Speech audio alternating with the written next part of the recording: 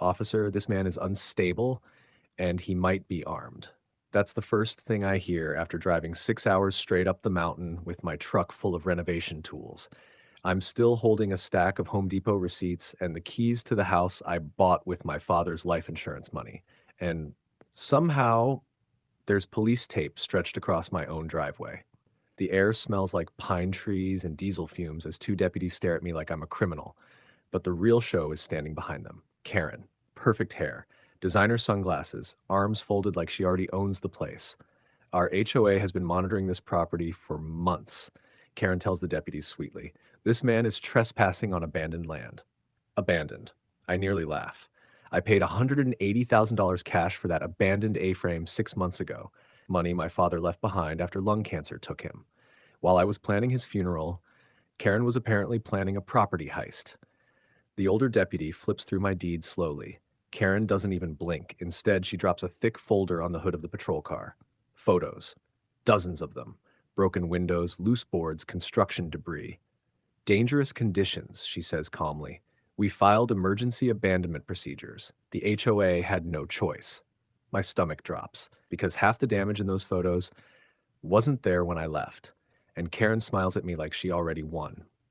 But what she doesn't know is this. I've spent 30 years as an electrician, fixing disasters caused by people who think they're smarter than the system. And right now, I'm starting to see the wires behind Karen's little operation, the kind that cause everything to explode when the power turns on. 6 months earlier, I thought buying that mountain house was the best decision of my life. Dad had just died, lung cancer. 40 years of welding fumes finally caught up with him. After the hospital bills and funeral arrangements, he left me $200,000 in life insurance. For the first time in my life, I could chase a dream. So I bought an abandoned A-frame cabin in Whispering Pines, 3 acres of forest, a broken 1970s structure that looked like something out of a horror movie. But standing on the back deck with fog rolling through the trees, I could see the future. That's when Karen showed up. Day 3. She walked up my gravel driveway at 7 a.m. sharp like she owned the mountain. Designer hiking boots, perfect makeup, clipboard in hand. Welcome to Whispering Pines, she said, smiling the way a shark smiles before it bites. Then she started listing violations. Work truck in driveway, commercial vehicle violation. Temporary power line, infrastructure violation. Rotten siding pile, debris violation. She clicked her pen after every sentence like she was documenting a crime scene.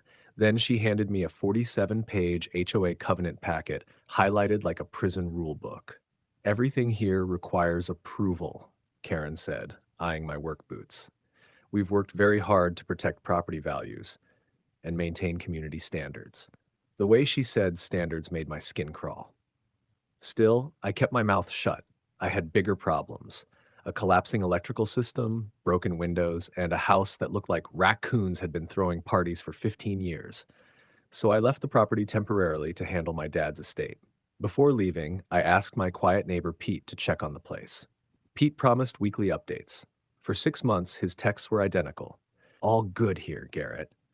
What Pete didn't know was that Karen had been visiting him every week while I was gone, and the offer she made him? It was the first step in the dirtiest HOA scheme this mountain had ever seen. The betrayal didn't hit me all at once. It came out in pieces, the way a rotten structure collapses board by board. While the deputies were still standing in my driveway, Pete slowly walked over, looking like a man about to confess a crime. His hands were shaking. Garrett, I gotta tell you something. The tone alone made my stomach drop. Pete glanced nervously at Karen, who was watching us like a hawk guarding its prey. She's been paying me, Pete whispered. My brain froze. Paying you for what? Pete swallowed hard. $500 a month to watch your property. The ground felt like it shifted under my boots. Pete rushed to explain. She told me you asked her to manage things while you were gone, said the HOA needed documentation for insurance and safety records. Then he said the words that made my blood run cold. She had keys made. Keys. To my house. Karen had been inside my property every single week for 6 months, photographing everything, measuring damage, documenting violations. But that wasn't the worst part. Pete leaned closer and whispered something that made my fists clench. I saw her break one of your windows herself. For a second, the world went completely silent. Karen didn't just document problems. She created them. Suddenly, every photo she showed the police made perfect sense. The broken siding, the damaged wiring, the dangerous conditions. She had been manufacturing evidence so she could legally claim the house was abandoned. Then the older deputy turned back toward me, holding a document. Sir, there's also a temporary restraining order filed against you. I blinked. A restraining order? For what? Karen stepped forward with the calmest smile I'd ever seen on a human face. For threatening behavior. The filing date? 3 days ago. Before I even arrived back in town, Karen hadn't just stolen my house, she had planned the entire ambush.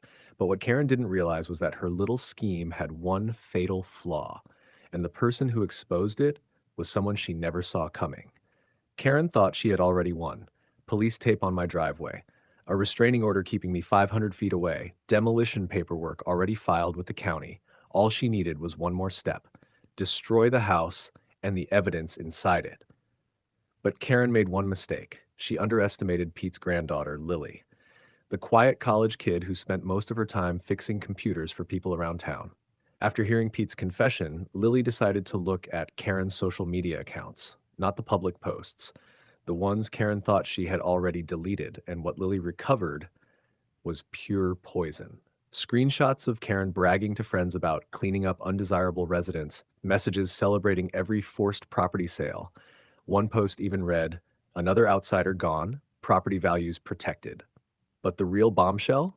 Karen posted photos from a golf tournament, standing beside the county building inspector who declared my house unsafe, and right next to him, Deputy Morrison's supervisor. Karen wasn't just abusing HOA power, she was buying influence. Within 48 hours, those screenshots were from the hands of a local investigative reporter named Jessica Brighton. Jessica didn't just write an article. She started digging property records, HOA filings, county permits, and the pattern she uncovered turned Karen's operation into a full-blown criminal investigation. 6 families had already lost their homes through the exact same scheme, same violations, same emergency orders, same forced sales, all bought afterward by companies connected to Karen. A real estate trap disguised as HOA enforcement. And when the FBI finally stepped in, Karen Blackwood's perfect reputation collapsed faster than a house with bad wiring, handcuffs, fraud charges, civil rights violations, and one very public downfall the entire town watched happen. Karen tried to steal my father's legacy. Instead, she lost everything she built. If this story shocked you, don't forget to like, share, and subscribe so more people learn how toxic HOAs can destroy lives. And tell me in the comments, where are you watching from?